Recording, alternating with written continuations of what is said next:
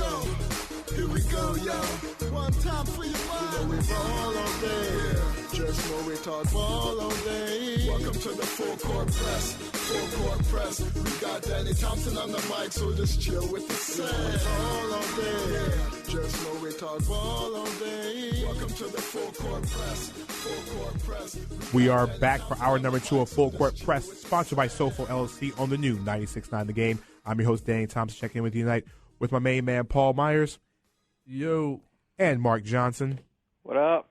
And for the next 15 minutes, our good friend, Zach Oliver, the editor of Orlando Pinstripe Post, is here talking everything Orlando Magic. So check in with us, 407-916-8255 if you're in Orlando, or toll-free 800-729-8255 if you are nationwide listening to us on iHeartRadio. So, Zach, interesting week with the Magic, and so I'm going to let Marc start it off. Marc, go ahead and go. Okay, I do have a question. Something came across that I seen the other week that Orlando tried to offer Evan Fournier a contract of $32 million. Not sure how many years that was for, but wouldn't they want to offer this contract in the summer before he took the court? Well, I mean, they did. You know, they offered it before the November 2nd deadline. And to be fair, Evan struggled in the preseason. So, you know, I don't blame him for not signing that deal. I mean, I was telling Danny earlier that I thought that his value going into the season was probably around that 3, maybe a 4-year deal for somewhere between about 30 and 40 million, so about 10 million a year. The way that he's playing right now, I mean, he's the best player on their team, period. And I don't think that you can even debate that. Scott Skiles has raved about it. He's played defensively. He's leading the team in scoring. He's making plays for his teammates. So Evan's been phenomenal. He's going to get a big payday this summer, and I think that the Magic kind of lowballed him. I know that they, according to a source that I talked to last season, they went into negotiations with Tobias Harris and only offered him $9 million per year. And Tobias's camp rebutted and wanted about 13, and then of course Tobias ended up getting $464, I believe, this offseason. So we saw how that worked out for him. Evan's doing the same thing. Good on him. All right, well, Zach, I know you have something that you want to get off your chest a little bit. What's going on with the Magic's lineup changes? Yeah, so last night after their game, Scott Skiles kind of alluded to the fact that their starting lineup has issues, and they need to make a change. And I don't think that it's just one player that is going to come out. You know, to be completely honest, the only 1 or 2 guys that have really earned it are Evan Fournier and Tobias Harris. You know, Tobias' scoring may be down, but he's doing a lot of little things which are helping the team. I just talked about Evan, and he's been phenomenal. Everybody else you can make a case needs to go to the bench. I think for starters, Elfrid Payton needs to go to the bench because he's just been bad, plain and simple. You know, he's shown more of a willingness to shoot the ball, but he's still taking a bunch of bad shots and he's missing them. He's not getting his teammates as involved. He's not attacking the rim and getting to the foul line enough. It's an issue. Nikola Vucevic, who coming into the season I think a lot of people thought was the team's best player, has been bad too. I mean, his defense is better, but his rebounding numbers are down. His scoring numbers are down. I know he had the knee injury, but he just hasn't had a lot of energy lately, and it's been affecting the team. So I wouldn't be surprised if coming out tomorrow night we see a lineup of something like Victor Oladipo, point guard, Evan Fournier at shooting guard, Tobias Harris at small forward, with Channing Frye and Dwayne Dedmon rounding out the starting lineup. You know, when Vooch was out, we kind of saw a lineup close to that, and it really worked. That was probably when they were playing their best basketball. Dedmon gives them a lot of energy and can get them off to good starts. Channing Frye spaces the floor, which they desperately need, and that's why they brought him in last season. And look, I understand that he had a really bad season. I think a lot of that was because of the knee injury that a lot of people don't want to mention happened, apparently. So let's just bash Channing for one bad season, but, you know, whatever. They could also start Aaron Gordon, who Aaron's been okay, but they need more. He's the 4th pick. They're still waiting for him to tap into his full potential, and he just hasn't, and it's a problem. So this team has a lot of issues. I don't think they that good, to be completely honest. I think that they're pretty lucky to be 6-8 right now, and they could easily be 2-8. I mean, they should have lost to the Lakers. They got trounced by the Kings on Saturday night in an absolutely pitiful performance. I mean, Danny was there, and it was bad. It was terrible. Now, do you attribute any of this to Scott Skiles? No, I do not. So you think it's just the team's effort? I think that's part of it, but the thing is, the way that Rob Hennigan has built this team, he has a lot of guys who are known for their defense that aren't very good offensively. I mean, their best offensive player is probably Tobias Harris. His scoring numbers are down. Evan Fournier's are up a little bit, so that's kind of evening it out. But they don't have enough shooting. Mario Hezonja is not ready to play consistently and contribute. They're not playing Channing Frye enough, and even when he's out there, he's okay because they're still putting him out there in situations where he can't, succeed. So what do you want him to do? Like, I think that Scott Skiles has done a fantastic job. He's gotten the most out of this team, and they've gotten better on the defensive end like they needed to, but they just don't have guys who are good offensively. That's their problem. Here's the question. Now, at this point in time, Nikola Vucevic really has not played much in the second half of the last couple games. I mean, we were there Saturday. Boogie was doing was just pretty much working him in the game on Saturday. The game before, he was getting worked by Karl Anthony Towns, didn't see the floor in the second half. Last night, only played 25 minutes. He's looking to Andrew Nicholson. He's looking to Jason Smith. He's looking to Dedmon. At this point in time, Vucevic's stock is starting to get lower and lower because he's not playing defense. Zach, in your opinion, if it continues this way, is it time for somebody's organization to make a phone call? I mean, I think that somebody will probably get on the phone and put a feeler out there, but I don't think the Magic should trade him. You know, his defense hasn't as much been the issue, except for that game against Karl Anthony Towns where Towns was just phenomenal. I thought that Towns was probably the best player on the court for 3/4 of that game, and he was great. I mean, that kid's going to be really special. But for the most part, I think Vooch's defense has been fine. He's not impacting the game in the other ways that he was. His score, I said it before, his scoring's down, his rebounding's down.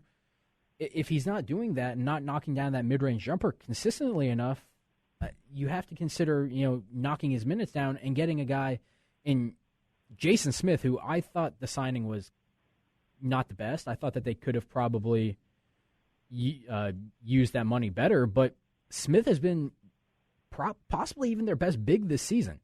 He's playing really good team defense. He comes in and Scott Skiles trusts him. So I don't know what you want out of Vucevic if he's just not playing well. I mean, I still think he's hurt too. And he alluded to this when he came back. He wasn't 100% yet. Well, this week for the Magic is a key week since they're at home.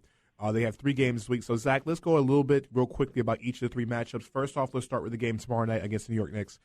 Tell me what to watch for and what player for the Magic has to be the most impactful player. And we'll go each of these games real quick, about 30 seconds on each of them. Let's start with New York on Wednesday.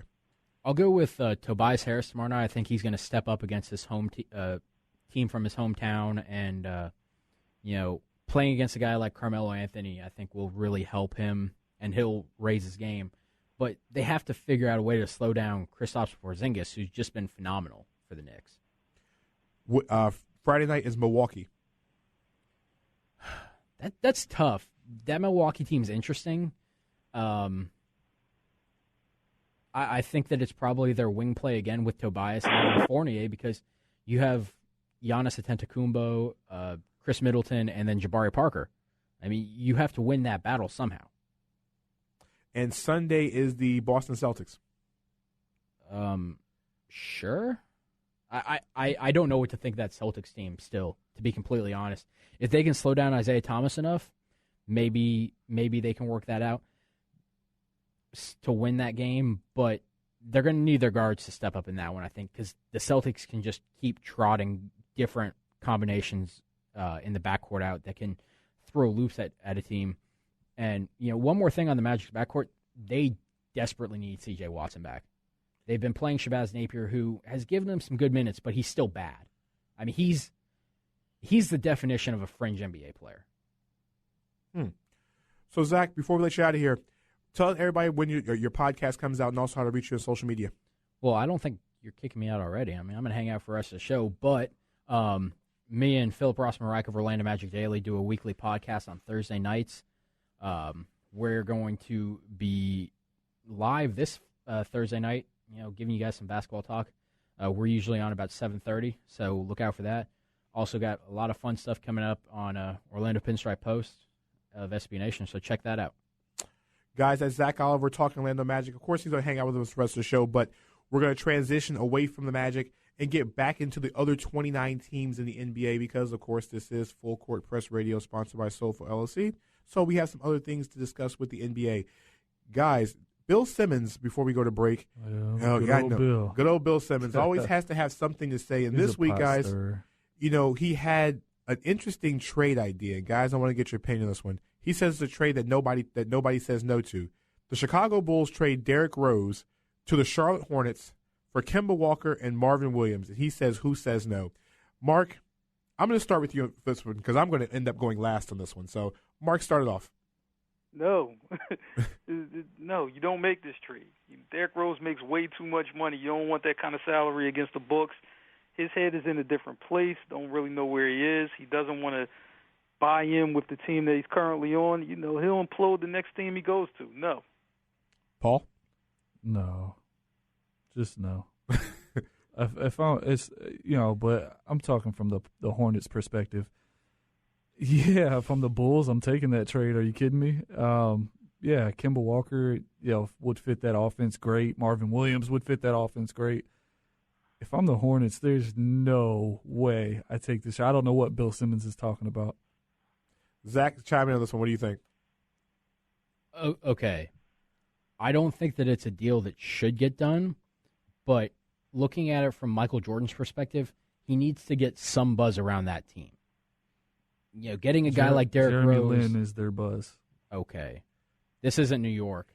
This isn't 3 years ago. I'm just saying, it's about winning games. And sure, and that's why I don't think you do this, but bringing a guy in like Derrick Rose, I mean, I feel like that would get the fans intrigued and make them think that you're really going all in to try to win. Because, look, when Derrick Rose is healthy, he's still really good.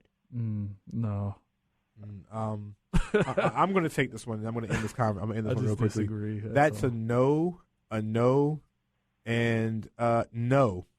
If the Hornets make this deal, I might I might put my fan hat away and never cheer for the Hornets again. Yeah, Derrick Rose might bring excitement, but Derrick Rose will never see the floor in Charlotte because he spends most of the time on the injured list. He might play a grand total of 25 games, and the Hornets might win about maybe 10 to 12, maybe 15 games. But then there's the other 60 games we have to worry about. So, no. I don't understand where Bill Simmons comes up with these trade ideas. Maybe he's playing with the trade simulator, getting bored one night, because he hasn't really done much on HBO yet. So yeah. I'm pretty sure he's got plenty of time on his hands. Well, let's talk about a more relevant or better idea. Yes, let's talk about one that's it's just a better idea in general. Carmelo Anthony to the Detroit Pistons, and we're talking about Ilyasova. Ersan Ilyasova, man, I tell you, that one gives me trouble. All right, Ersan Ilyasova.